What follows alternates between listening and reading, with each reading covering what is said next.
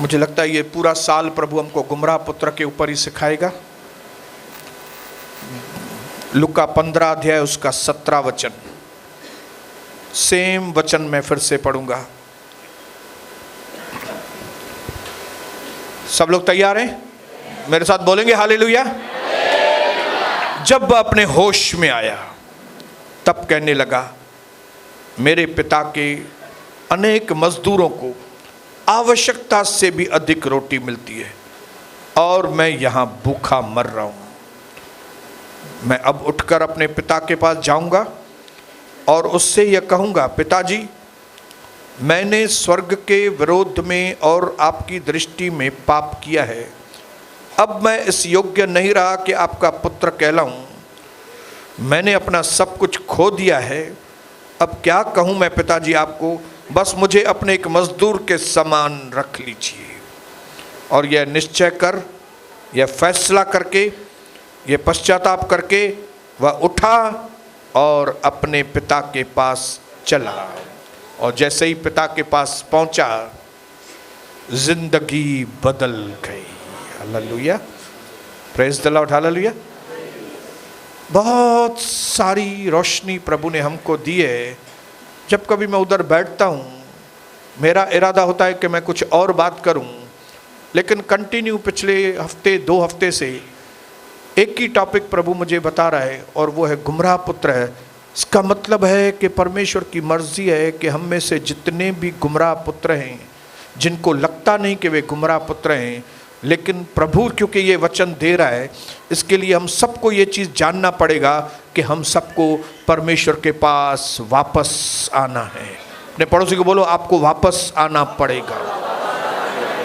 Hallelujah. आपको लगता होगा कि जैसे आप वापस आ गए हैं, नहीं नहीं, प्रभु बात कर रहा है, मतलब हमको प्रभु के पास वापस आना है। बोलो, मुझे प्रभु के पास वापस आना है, मुझे प्रभु के पास वापस आना है। हालेलुया।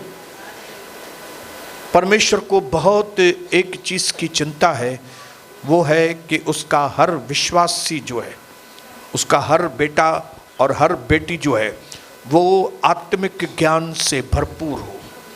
उसको ये अंदर बर्डन है, बोझ है कि आप में से हर एक जो उसकी बेटी है, हर एक जो बेटा है, आप लोगों को क्या हो? ज्ञान हो, अंदर रोशनी हो, आपके अंदर स्पिरिचुअल ज्ञान, आत्मिक ज्ञान। हालेलुया। ताकि न सिर्फ आपको आपकी ज़रूरत मालूम हो, लेकिन उस ज़रूरत को पूरा कैसे करें वो भी आपको मालूम हो। आप बात समझ रहे हैं मेरी? हम सबको हमारी ज़रूरतें मालूम है, हमको क्या चाहिए आपको मालूम है। कई लोगों को शांति चाहिए, उनको मालूम है मुझे शांति चाहिए। कई लोगों को धंधे की ज़रूरत है, उनको मालूम है कि इस वक्त मुझे धंधे की बहुत सख्त ज़रूरत है। कई लोगों को घर में एकता की ज़रूरत है और उनको अंदर समझ में आता है कि नहीं, मेरा पति मेरे साथ एक मन हो तो कितना अच्छा हो जाए, मेरी पत्नी मेरे साथ एक मन हो जाए, यहाँ मेरे साथ आ जाए तो कितना अच्छा। आपको ज़रूरत मालूम है, लेकिन प्रभु चाहता है कि न सिर्फ आपको आपकी ज़रूरत मालूम हो, लेकिन इस ज़रूरत को पूरा करने का जो प्रोसेस है वो भी आपको मालूम हो। क्योंकि अगर खाली आपको ज़रूरत मालूम है और आप कुछ भी करते रहेंगे और बोलेंगे इस तरह से मेरा ज़रूरत पूरा होगा, वैसे ज़रूरत पूरा नहीं होता है। लेकिन जब आपको उसका सही वे मालूम हो, परमेश्वर के मार्ग मालूम हो, जब परमेश्वर के तरीके मालूम हो, तब आपका जो भी ज़रूरत है, मुझे परवाह ही नहीं कि आपकी कौन सी ज़रूरत है, क्योंकि परमेश्वर यीशु मसीह ने कहा मार्ग, जीवन और सत्यम है। उसने चैलेंज किया ये बात को, उसने चुनौती दे दी है आपको और मुझे। वो मार्ग है आपके जीवन में, हर एक उसकी जरूरत, आपकी जरूरत को पूरा करने का मार्ग जो है, वे जो है, रास्ता जो है, तरीका जो है, वो यीशु मसीह है। हालेलुया। और प्रभु चाहता है कि 2022 आने से पहले ही 2021 के अंदर ही आपको और मुझे ये ज्ञान, ये स्पिरिचुअल नॉलेज, ये स्वर्ग की रोशनी हम सब पर चमके कि हमें जिन चीजों की जरूरत है वो हम कैसे पूरी करें। आप सोचिए, आपको जो जरूरत है और आपको मालूम पड़ जाए कि ऐसा करने से मुझे ये जरूरत मेरी पूरी हो जाएगी, तो आप में से कितने लोग करेंगे वो चीज जाके? जो बुद्धिमान होगा वो तो करेगा जाके। जो मूर्ख होगा उसको मालूम भी होगा कि ऐसा करना है, लेकिन फिर भी वो करेगा नहीं, क्योंकि वो। लेकिन मैं विश्वास करता हूं कि यहां बैठे हुए लोग मूर्ख नहीं हैं। यहां बैठे हुए लोग प्रभु यीशु के नाम में बुद्धिमान लोग यहां पे बैठे हैं। होशे 4:6 में कोई बहुत इंपॉर्टेंट चीज लिखी है। कोई बहन पढ़ेगी, मैं नहीं पढ़ूंगा, या भाई पढ़ेगा जिसका आवाज। होशे 4:6।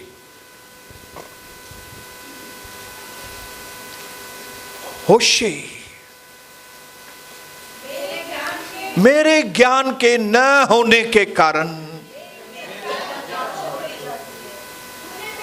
प्रभु एकदम साफ शब्दों में बोल रहा है। एक मिनट, हाँ बहन, प्रभु साफ शब्दों में बोल रहा है कि मेरे जो लोग हैं वो इसके लिए नाश हो रहे हैं।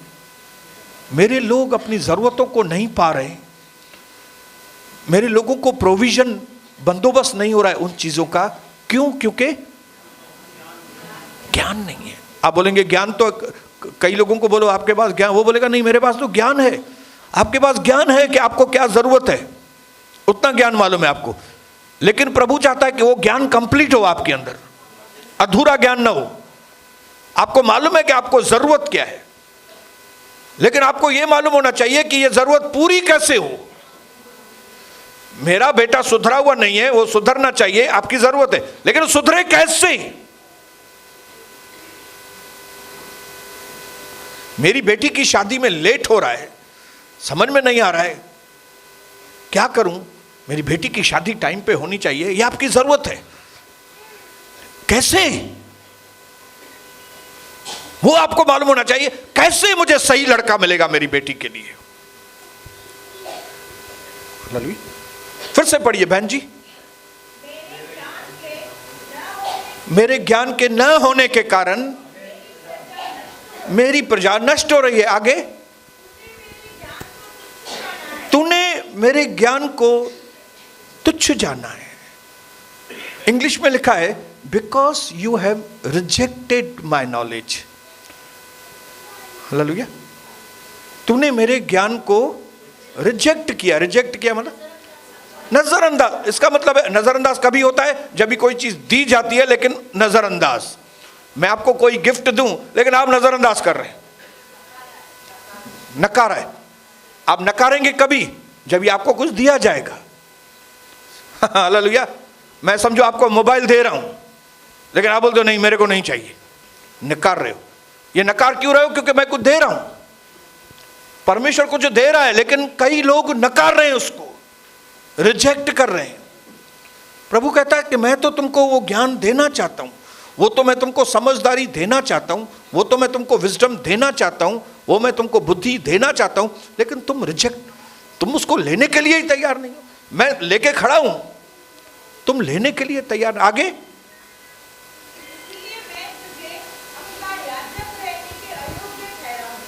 इसके लिए तुम्हारे पास जो अच्छी अच्छी चीजें हैं वो तुम खोते जा रहे हो, क्योंकि तुम परमेश्वर जो ज्ञान देना चाहता है, जो बुद्धि देना चाहता है, उसको क्या करते हो? तुम रिजेक्ट करते हो। हालेलुया। तुम बाइबल को रिजेक्ट करते हो। आप बोलेंगे नहीं नहीं ब्रदर, मैं तो बाइबल को रिजेक्ट नहीं। आप पढ़ते हो? नहीं पढ़ रहे हो मतलब रिजेक्ट कर रहे हो। आप मोबाइल में दूसरी चीजें देख रहे हो मतलब उसको एक्सेप्ट कर रहे हो।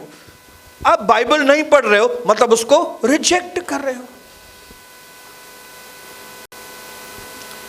आपको उल्लू बना रहा है कोई, और आप उसको, आपको उल्लू बनाने में मदद कर रहे हैं, जिसका नाम है इस दुनिया का भगवान। कोरिन्थियन 4:4 में क्या लिखा है? पहला कोरिन्थियन के दूसरा कोरिन्थियन?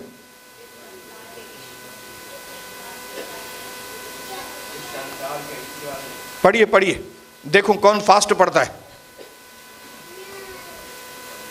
दूसरा है कि पहला कोरिन्थियन 4:4 है? दूसरा कोरिन्थियन, पढ़िए जोर से।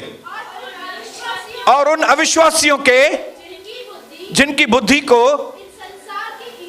इस संसार के ईश्वर ने, इस संसार का ईश्वर कौन है जो संसार को चला रहा है? शैतान है। उसने क्या किया है? इस संसार के लोगों को उनकी आंखों को बंद करके रखा है, उनको अंधकार में डाल के रखा है, ताकि मसीह जो परमेश्वर का प्रतिरूप है उसके तेजोमय सुसमाचार का प्रकाश उन पर न चमके, ताकि यीशु मसीह की सच्चाई का प्रकाश, यीशु मसीह के सच्चे नियमों का प्रकाश, यीशु मसीह की ज्योति जिसके द्वारा वो आजाद होंगे, वो ज्योति उन पर न चमके। इसके लिए संसार के भगवान ने उनको अंधा करके रखा है, रोशनी नहीं मिले आपको। शैतान पूरी कोशिश करता है कि आपके ऊपर रोशनी ना आए, लेकिन प्रभु पूरी कोशिश करता है आपके ऊपर रोशनी आए। हालेलुया। परमेश्वर का मकसद है कि आपके ऊपर रोशनी आए, लेकिन शैतान का मकसद है आपके ऊपर रोशनी ना आए।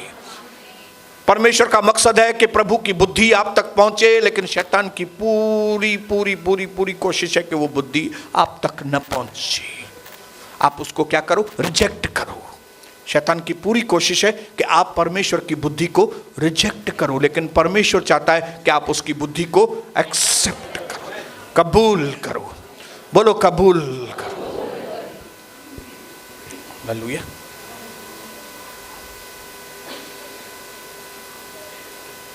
और कई बार हम माँ बाप, आज अभी मैं अपने टॉपिक के ऊपर आता हूं, कई बार हम अपने जो हम माँ बाप हैं, हम इतना प्यार अपने बच्चों से करते हैं कि हम उनके बढ़ने में रुकावट होते हैं। क्या होते हैं? हम बच्चे अपने माँ बाप के प्यार की वजह से सुस्त बन जाते हैं। हालेलुया। कल परसों सनी ने मुझे एक मैसेज भेजा जिसमें दुबई का जो राजा है, जिसने दुबई बनाया था, जिसका नाम है Sheikh Rashid, the founder of Dubai, Sheikh Rashid. उससे किसी ने पूछा कि भाई आपके दुबई का जो दुबई देश है, दुबई शहर है, ये इसका भविष्य क्या होगा आगे चल के? क्या सवाल पूछा? दुबई का क्या होगा आगे चल के, क्या होगा 2030 में, 2040 में, 2025 में दुबई का क्या होने वाला है? तब उसने क्या जवाब दिया, ध्यान से सुनिए। उसने जवाब दिया उसको कि मेरा पिताजी जो था वो ऊंट पर सवारी करता था, लेकिन मैं मर्सिडीज में घूमा, मतलब महंगी कार में मैं घूमा। और मेरा बेटा जो है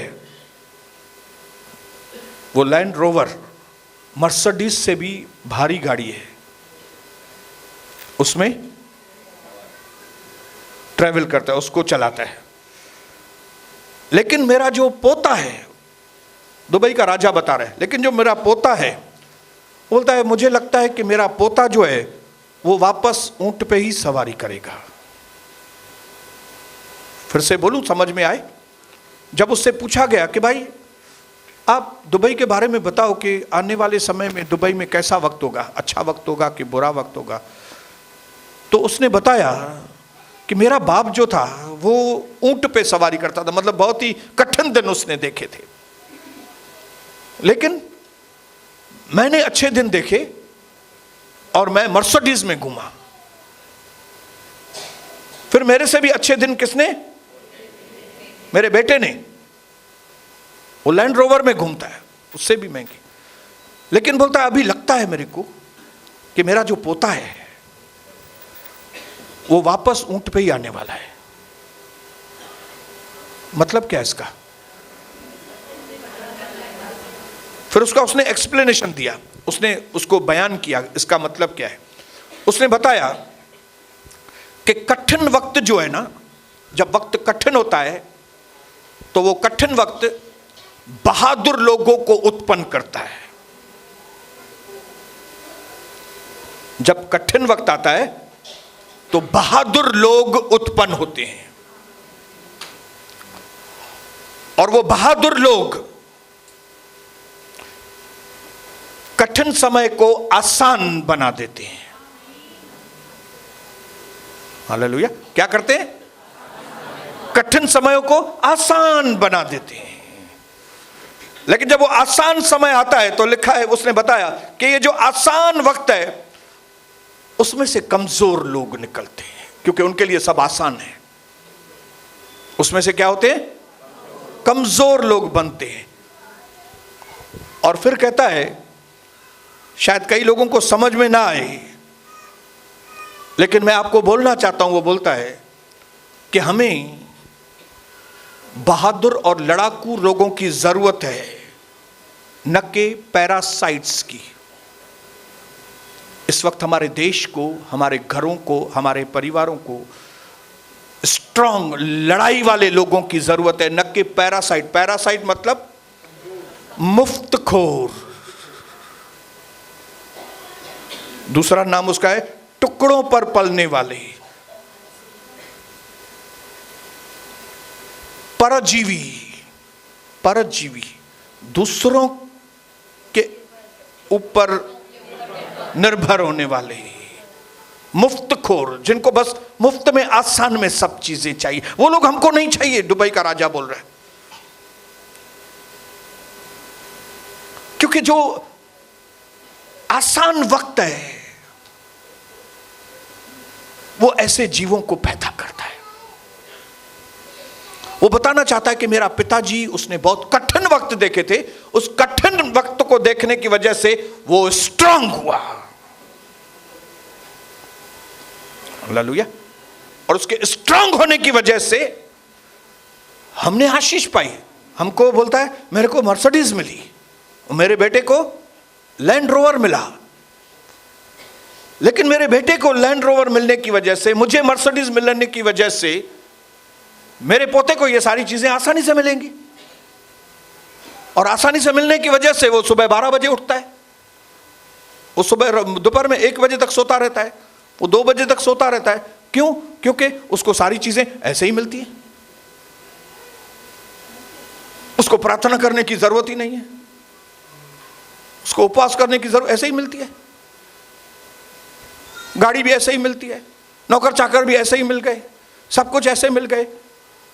ये गुमराह पुत्र जब बाप के साथ बैठा था, रहता था, तो उसको सब चीजें ऐसे ही मिली थी। उसने कोई मेहनत नहीं की थी। ऐसा नहीं लिखा है कि उसने बहुत मेहनत की, उसने पिताजी को मदद किया, उसने ये किया तभी पिताजी ने पैसा बनाया। नहीं, पिताजी ने पैसे बनाए थे अपनी मेहनत से। पिताजी ने मेहनत की, पिताजी ने खून पसीना बहाया, पिताजी ने कठिन वक्त देखे, पिताजी स्ट्रांग था, उसने पैसे कमाए। लेकिन ये छोटा क्या बोल रहा है? मेरा भाग मुझे दो। अरे तूने क्या मेहनत की? बाप के जैसा तूने मेहनत की कि तेरे को शेयर चाहिए? हालेलुया। कठिन वक्त जो है वो बहादुर लोगों को पैदा करते हैं, और बहादुर लोग कठिन वक्त को आसान बना देते हैं। और जब वो आसान वक्त चलते हैं तो आसान वक्तों में कमजोर लोग पैदा होते हैं।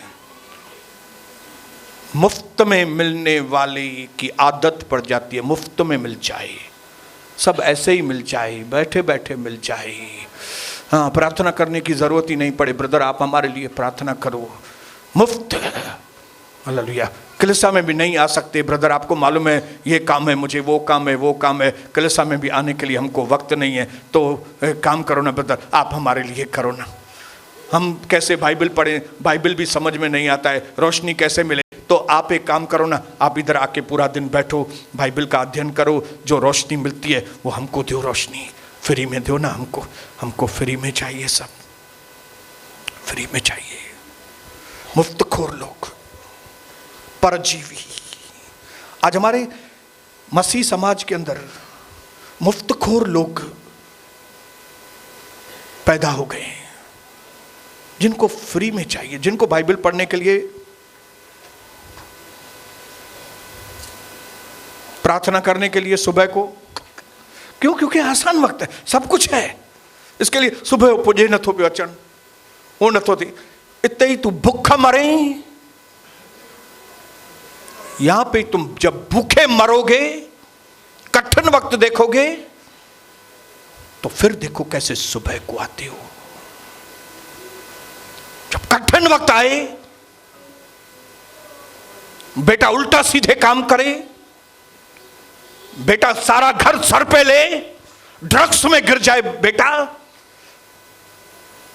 तब देखो सुबह की प्रार्थना में कैसे आते हो। हालेलुया। क्यों परमेश्वर के प्रॉमिसेस पूरे नहीं होते? क्योंकि सुस्त लोगों की जनरेशन पैदा हुई है। पीजे मालते कुडंता। हालेलुया। उनको यह समझ में नहीं आता है कि ये जो मेरे पास आशीष है वो बाप की वजह से है कि मेरी वजह से। हालेलुया। कई लोगों को ऐसा लगता है प्रभु में आने के बाद जो आशीषें मिली वो उनकी वजह से मिली। उनकी वजह से नहीं, बाप की वजह से मिली है। हालेलुया। ये दुबई के राजा को उसके बाप की वजह से पैसे मिले थे, क्योंकि उसने हार्ड वक्त देखा था। उसने हार्ड वक्त में उनको मुंह दिया, बातों को फेस किया, एक एक चीज को, तकलीफें उठाई, और जो कठिन मार्ग थे उसको कई सालों की मेहनत के बाद उस कठिन वक्तों को, कठिन रास्तों को आसान बनाया। लेकिन ये दुबई का राजा तो उसको तो वो आसान वाला रास्ता ही मिल गया।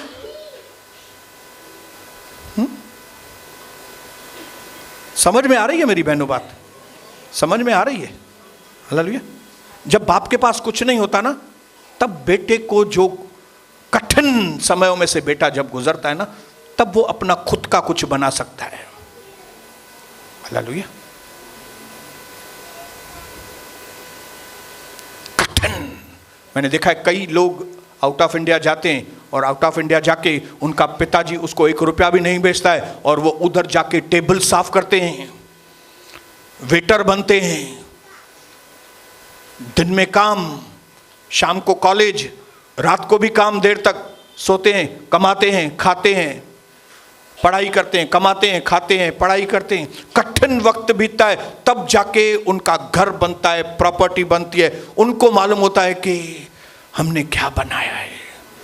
वो बोल सकते हैं कि मेरे पिताजी ने मेरे को कुछ भी नहीं दिया था, मेरे पिताजी के पास था लेकिन मैंने नहीं लिया अपने पिताजी से। क्यों? क्योंकि मुझे खुद ही कुछ करना था। आज परमेश्वर के राज्य में ऐसे लोग चाहिए जो बोलें कि मुझे परमेश्वर के राज्य में कुछ करना है, यार मुझे करना है कुछ परमेश्वर के राज्य में। ये गुमराह पुत्र जो था, वो मैं आपको बताऊं, जो हमारा सिंधी शब्द या हिंदी शब्द प्रॉपर जिसको बोलते हैं वो है लाड़ प्यार। इनके खारे खराब कहें कहो, लाड़ प्यार। हमारी कई कलीसिया के लोगों को, पिछले लोगों को किसने खराब किया इधर मालूम है? कविता और मेरे लाड़ प्यार ने। अरे न न न न नहीं ऐसा मत करो, नहीं नहीं नहीं नहीं अब हाँ या लाड़। हमको भी मालूम नहीं था कि ये लाड़ प्यार जो है वो लोगों की जिंदगी को बर्बाद करता है। हालेलुया। समझ में तो आ जाना चाहिए था, लेकिन देर से समझ में आया हमको। अभी हमको समझ में आया कि हमने खाली 1-2 साल ही अपने पास्टर के साथ बिताया, लेकिन इतना पावर हमारे अंदर कहाँ से आ गया। तब मुझे याद आया कि मेरे पास्टर ने हमसे लाड़ प्यार नहीं किया था, हमारे ऊपर वो एकदम स्ट्रिक्ट था। हालेलुया। एक बार कविता और मैं बहुत तकलीफ में थे, रात को हमने पास्टर को फोन भी किया हमारे पास आओ, उसने बोला भी मैं आता हूं, फिर भी नहीं आया। मैं उसके ऊपर दोष नहीं लगा रहा हूं, लेकिन प्रभु ने उसको रोक के रखा था। क्यों? ताकि कविता और मैं अपने पैरों पर खड़े रहें। पंहिंजे पेरनि ते बीहूं असां। ऐसा हुआ भी। रात को देर 2 बजे 2:30 बजे कविता और मेरे में समझौता हुआ। हम फिर एक दूसरे से प्यार करके फिर सोए। फिर कल पास्टर ने जब फ़ोन किया तो बोले सब ठीक है ना?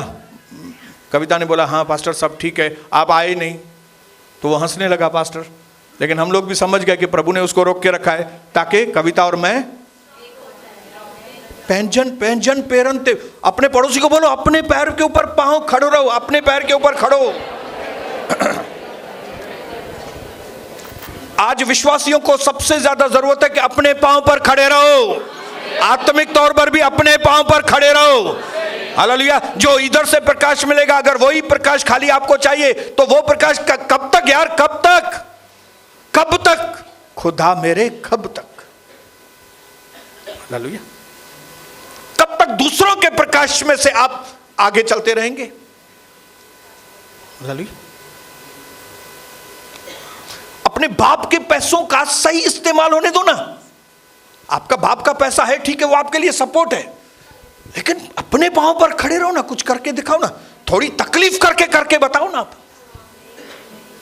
हालेलुया। दुबई के राजा के बेटे को सब कुछ मिलता है, इसका मतलब नहीं है कि वो बहुत मेहनती है, वो बेचारे सब उन्होंने उठाया हुआ कुछ भी। दुबई के राजा के बेटे ने कुछ नहीं बनाया, उसको बना बनाया मिला है। हालेलुया। उसको बोलना चाहिए था पिताजी आपने दुबई में बनाया है कुछ, अभी मैं जा रहा हूं सिंगापुर और मैं खाली हाथ जा रहा हूं और मैं सिंगापुर में कुछ बनाऊंगा जाके।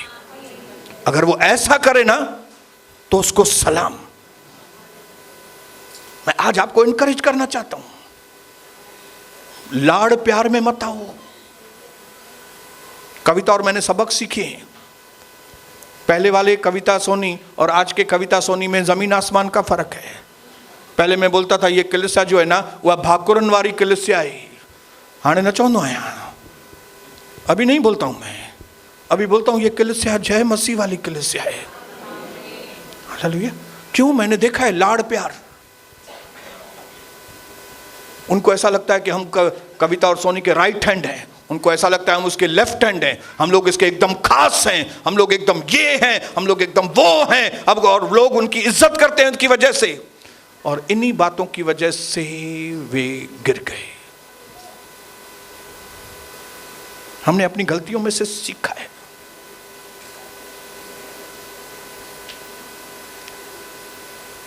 लेकिन मैं धन्यवाद करता हूं जब गुमराह पुत्र पीड़ा में से गया। बोलो पीड़ा, बोलो मेरे साथ पीड़ा। मैंने इधर कुछ लिखा है पीड़ा के लिए।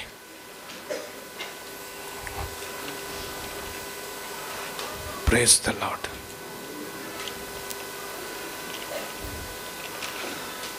ध्यान से सुनना, मैंने लिखा है कुछ।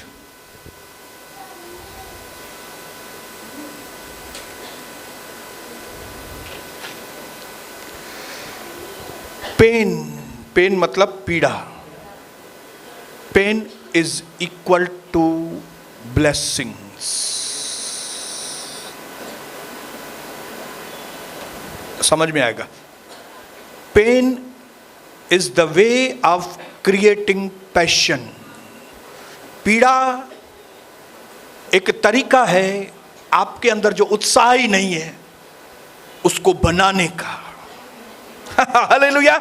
प्रभु के लिए पैशन नहीं है। कभी कभी बनना, कभी कभी अचना। ये कभी आपका पैशन वापस आएगा मालूम है? जब पीड़ा आएगी आपके अंदर, जब आपके सब काम उल्टे सीधे, आपका बेटा आपको झापड़ मारेगा, तब आपको समझ में आएगा पीड़ा किसको कहते हैं। और ये पीड़ाएं क्या करेंगी मालूम है? ये पीड़ाएं आपके अंदर परमेश्वर के लिए पैशन, प्रार्थना के लिए उत्साह, सुबह को उठने की आपको हिम्मत आ जाएगी। हाँ नहीं चाहता चो न तो थे सुबह उठन, सच्ची। एक दिन आएगा जब आप बोलेंगे ब्रदर मैं जब तक सुबह को आता नहीं हूं तब तक मुझे चैन नहीं आता हूं। दरवाजा भी नहीं खुलता है ब्रदर, मैं 15 मिनट पहले आके खड़ा हो जाता हूं। ये क्यों और कब होगा मालूम है? पेन।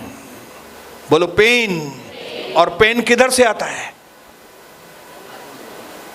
पराए लोगों से नहीं। अरे पीड़ा पराए लोग जाके कुछ भी करें, मेरे को क्या करना है?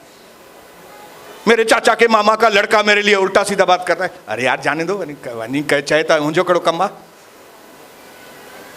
लेकिन जब आपकी बहन, आपकी पत्नी, आपका पति, आपका बेटा, आपकी बेटी जब उल्टी सीधी हरकतें करना चालू करेगा, और ये पीड़ा जब आपके अंदर आएगी ना, आप तड़पेंगे ना, जब भी तब आपको परमेश्वर की तड़प समझ में आएगी। तब आपको समझ में आएगा कि यहाँ पे एक बाप है हमारा जो बैठता है और वो जो तड़पता है, और उसकी तड़प को ये सोनी बसंतानी आपको एक्सप्लेन करता था, लेकिन आप लोगों को समझ में नहीं आता है वो।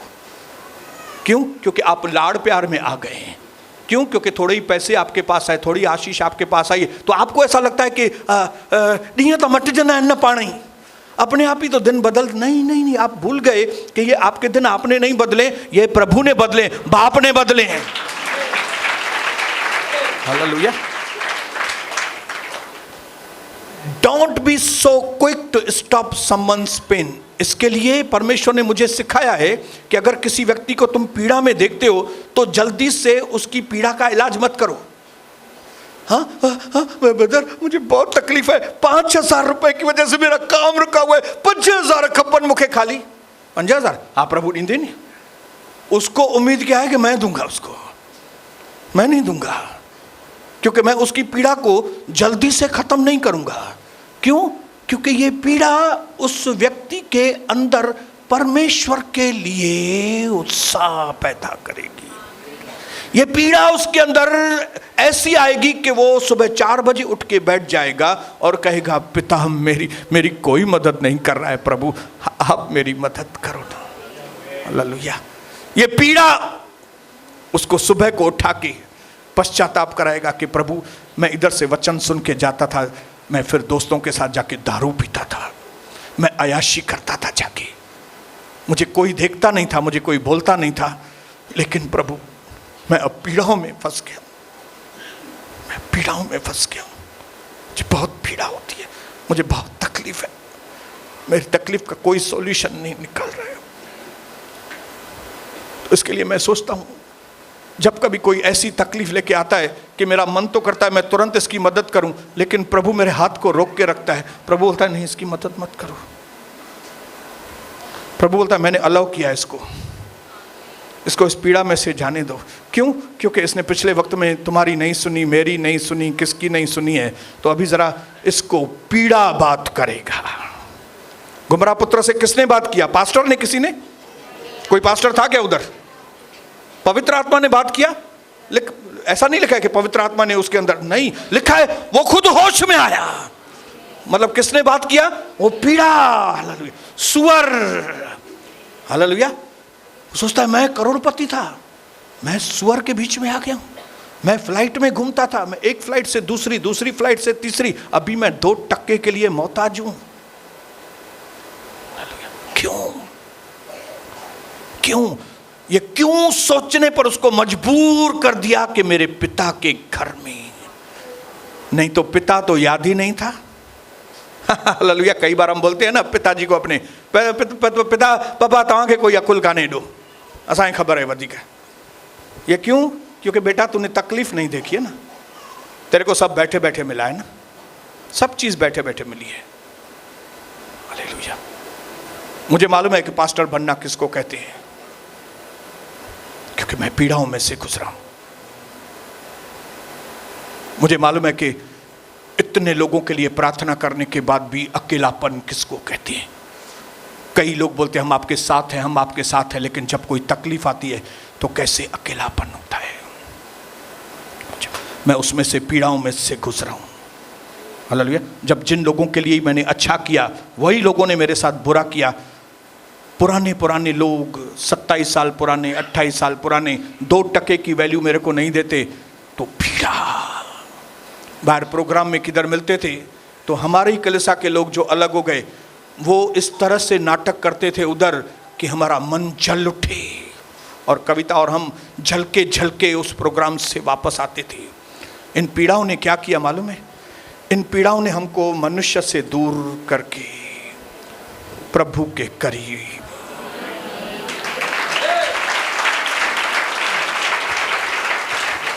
ये गुमराह पुत्र को किसने ठीक किया? पीड़ा ने ठीक कर दिया। आप बोले ऐसा है? हाँ, हालेलुया। ठीक करने की दवा कौन सी है? पीड़ा। बोलो पीड़ा, पीड़ा, तकलीफ।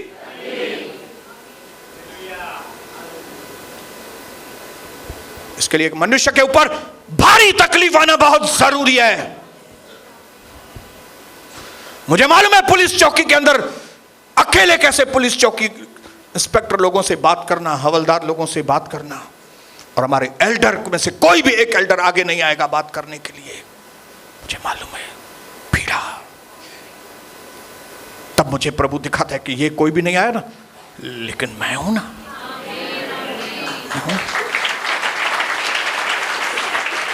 ये कलीसिया का ऐसे ही जन्म नहीं हुआ है भाइयों बहनों। ये पीड़ा में से बेटा उत्पन्न हुआ है। ये प्रभु का दर्शन अंदर से पीड़ाएं तभी उत्पन्न हुआ है। एक औरत को जब तक पीड़ा नहीं होती, पीड़ा सिग्नल होता है बच्चा आ रहा है। अगर आपके जीवन में पीड़ाएं आ रही है ना, तो ये सिग्नल है बेबी इज कमिंग। अपने पड़ोसी को बोलो बेबी इज कमिंग। कभी जब भी पीड़ा है, अगर बाकी पीड़ा ही नहीं है कोई, हालेलुया, मुखे कार खपे आ वठ कार वठी अच वञ, मुखे धंधे लाइ पैसा खपनि हा घणा खपनि 10 लाख हा वठ 10 लाख वठ। नो पीड़ा। हालेलुया। दुबई के राजा ने वचन की बात कही है। कठिन वक्त जो है वो स्ट्रांग लोगों को बनाता है, और स्ट्रांग लोग जो हैं वो कठिन वक्तों को आसान बना देते हैं। लेकिन फिर जब आसान वक्त आते हैं तो ये आसान वक्त कमजोर लोगों को पैदा करते हैं, और ये कमजोर लोग कौन से होते हैं? पैरासाइट्स, मुफ्तखोर, चमचे लोग। चमचों को क्या करनी होती है? खाली कोई भी पार्टी है, पॉलिटिकल पार्टी, बस उसकी चमचागिरी करो। ये पार्टी कितनी अच्छी है, ये पार्टी कितनी अच्छी है, बस मैं बोल के आया ये पार्टी अच्छी, अच्छा चलो इसको 1 लाख रुपया दे दो, चलो। मुफ्तखोर लोग। ये दुनिया मुफ्तखोर लोगों से भरी हुई है। लेकिन परमेश्वर चाहता है कि उसके लोग जो है वो मुफ्तखोर न बने।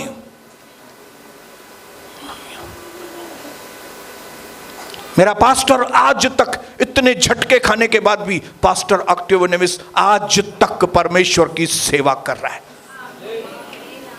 और उसमें से मैं निकला हूं। हालेलुया। मैं नहीं चाहता कि मेरे अंदर से पैरासाइट लोग निकले, मेरे अंदर से मुफ्तखोर लोग निकले। मैं चाहता हूं मेरे अंदर से भी वो लोग निकले जो पूरी दुनिया को हिलाने वाले लोग बने। हालेलुया।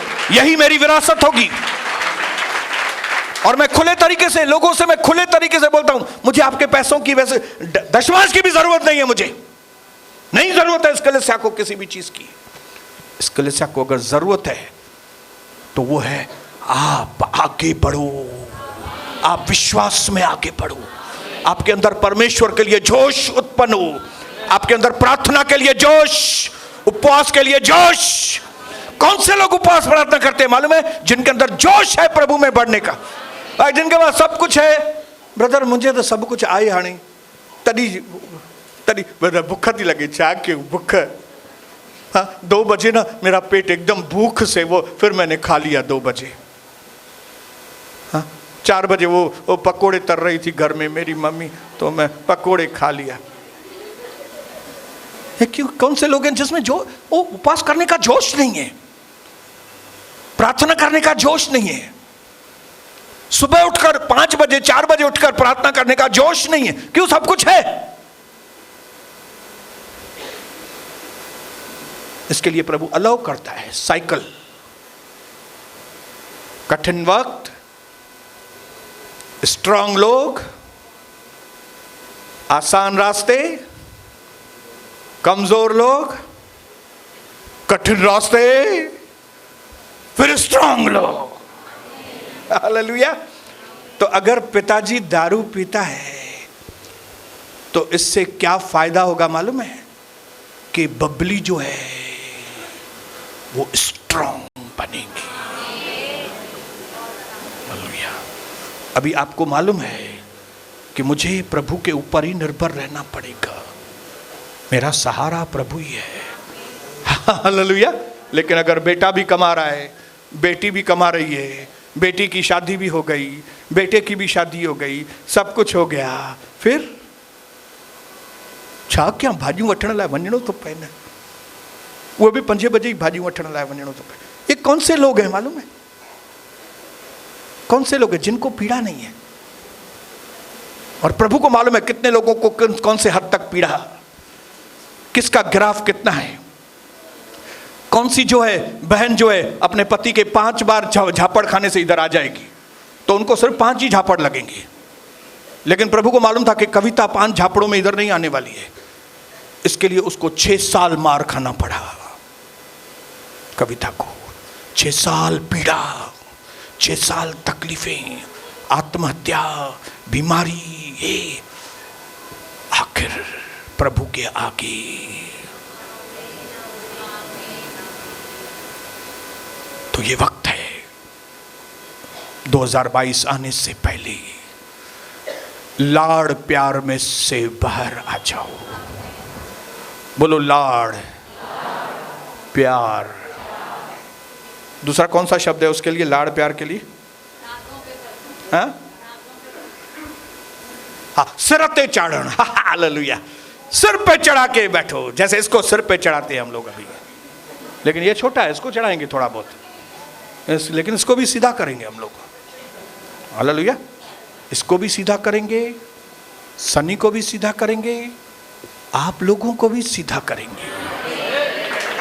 यहां पे अभी हम किसको भी सर पे नहीं चढ़ाने वाले, किसको भी नहीं। अभी प्रभु ने भी डिसाइड किया कि सोनी बसंतानी को भी सिर पे नहीं चढ़ाएगा वो, क्योंकि जब कोई किसी को सिर पे चढ़ाता है तो वो सिर पे चढ़ के फिर बोलता है।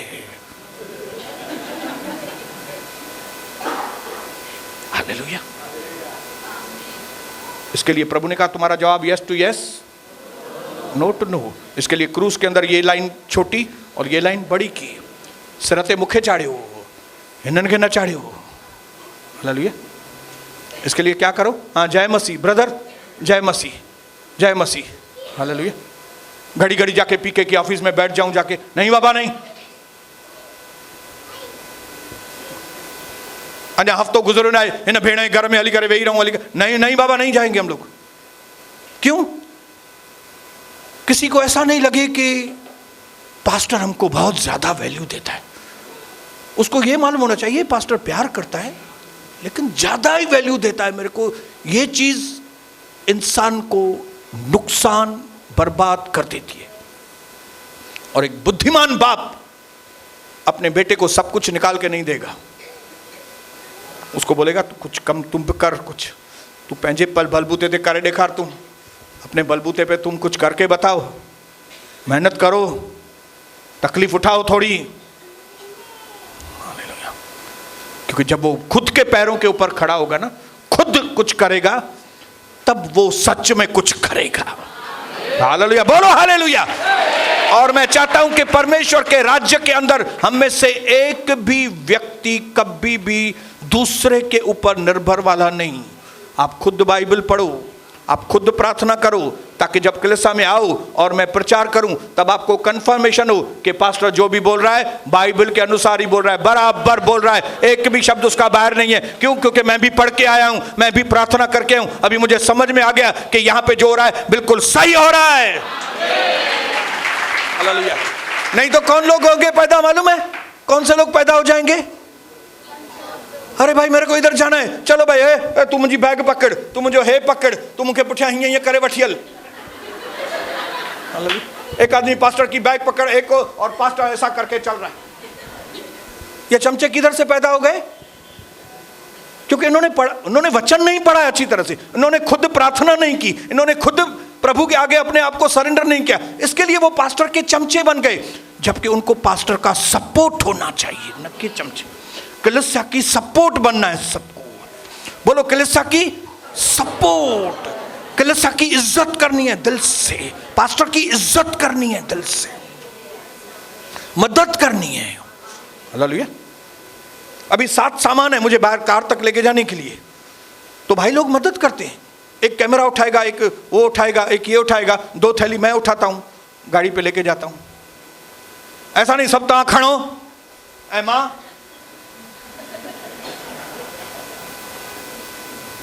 हो गया, सब सामान हो गया, पहुंच गया, चलो बाय। आइए परमेश्वर के सिद्धांतों को समझेंगे तो बहुत आगे जाएंगे।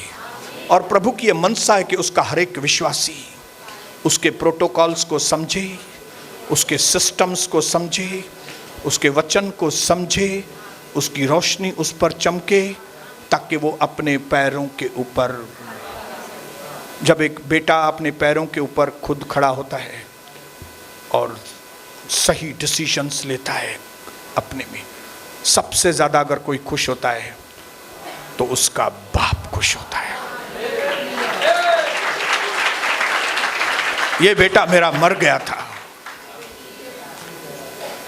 गलत फैसले लिए थे, लेकिन अब जिंदा हुआ है, अब उसने सही फैसला लिया है, अब वो सही काम करेगा, अब वो सही हो गया है। इसके लिए तो पार्टी की। मैं चाहता हूं हर व्यक्ति के लिए स्वर्ग में पार्टी हो, यीशु मसीह के नाम से, आमीन।